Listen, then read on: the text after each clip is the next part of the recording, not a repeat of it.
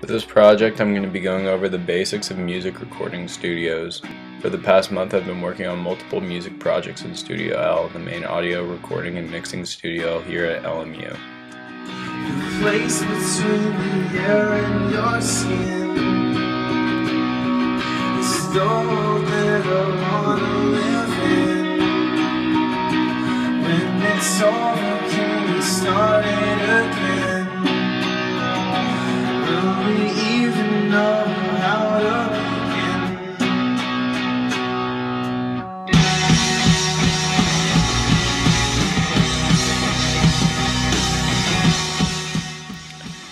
On the surface, recording songs does not seem as difficult as it actually is.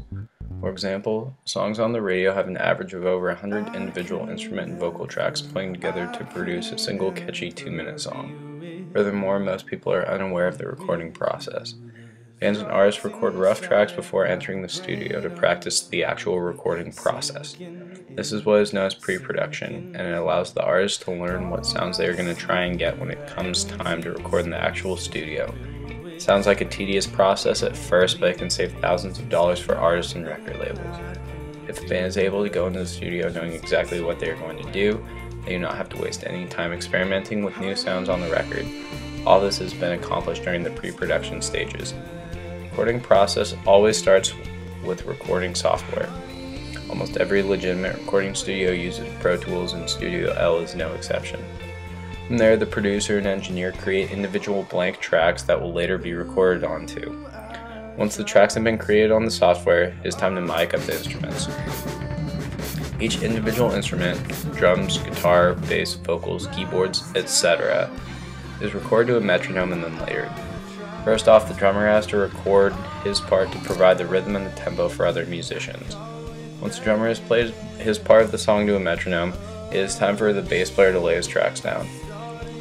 The bassist plays his part and is captured through two mediums, mic'd up amplifier and direct in, which is known as a DI box. He then runs through rack mount gear that gives him EQ, the wavelength that his track emits, and his preamp, the gain and volume of the mic and DI to the track. Next instruments that are recorded are the guitars, keyboards, and any other accompanying horn, string, or percussion.